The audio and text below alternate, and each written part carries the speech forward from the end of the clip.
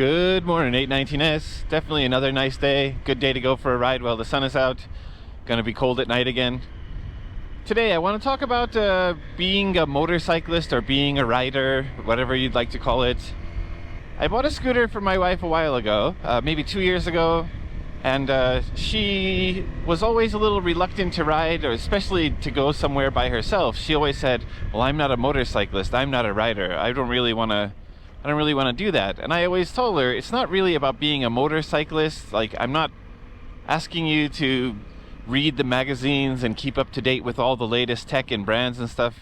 Really, it's just about having your own transportation, therefore having your own freedom. The ability to go anywhere you want, anytime you want.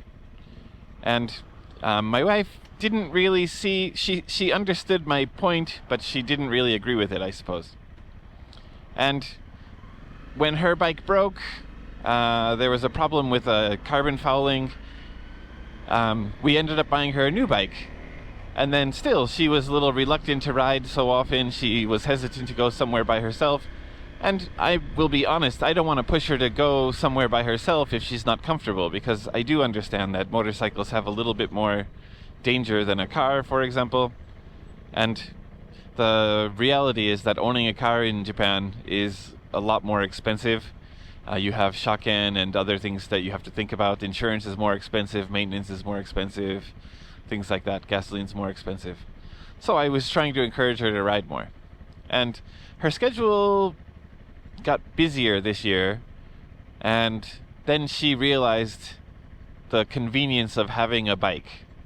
So she can ride by herself to the parking area and then catch the train to where she needs to go a lot more easily than if she has to wait for the bus. Especially our town, there's only one bus every hour, or sometimes less than that. The last bus and the first bus are kind of late in the morning and early at night. So the convenience of just being able to go anytime she needs to or anytime she wants to is great. And I've always encouraged her just to ride the 50 for now, to get used to riding, to get a feel for what it's like. She was always scared to go, the speed limit for Genski was 30, she was always scared to go 30, which is like, 18 miles an hour, something like that. And I was like, you're being passed by bicycles sometimes, just go a little bit faster. You have a helmet on, you have gloves on. At the speed, you should be able to react fast enough to avoid accidents, and if there is some kind of trouble, the speed is slow enough that it shouldn't be... I know there are definitely people who get injured at the speed, so don't take this the wrong way, but it shouldn't be that bad in realistic terms. And she didn't really accept that idea in the beginning. And now that she's been riding for a few years, she's gotten used to riding. So I don't want to say she takes risks, because she doesn't do that, that's for sure. But she doesn't always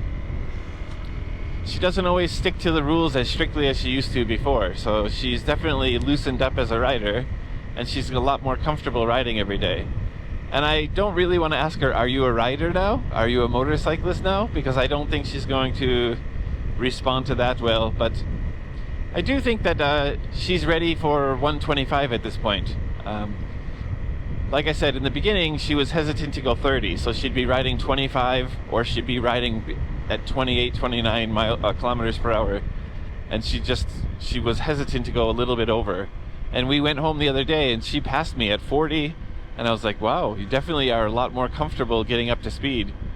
And the speed limit is 40, so she should be at 40, in my opinion.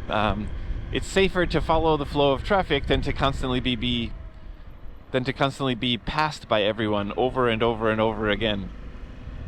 So I'm not sure when. I think next year, mid-next year, if we have some free time, I want to encourage her to get a 125 license and then maybe upgrade our bikes to 125s. I really do think the 125 is like a sweet spot. The gasoline is still affordable, maintenance is still cheap, parking is still readily available. So they're great, and you can go the speed limit, so 40 kilometers per hour, 50 kilometers per hour, 60 kilometers per hour, meaning that we can take longer trips without really worrying about speed. Well, let's see. A few years ago, we rode our scooters to Chiba. From our house, it was a 4.5 hour ride one way, and we were passed by big trucks so many times. It was actually a little frightening, a little nerve-wracking. Even for me, who has so much experience riding. Just not being able to keep up with the flow of traffic was definitely a stressful thing. And yeah, I think if we get 125s, we could do that same trip in maybe 3 hours, or maybe even slightly less. So I'm trying to encourage her. I've been telling her that she's been riding a lot better these days, so hopefully she believes me and doesn't think I'm trying to butter her up for the next phase of being a motorcyclist. And I still think for her it's just about transportation. For me, it's about the love of riding and the love of being on two wheels, the love of the technology, the engineering, the design, stuff like that. Yeah, what do you think? Do you have to be a rider or a motorcyclist in order to ride? Or is it just simply a form of transportation? I'd like to hear any comments you have down below.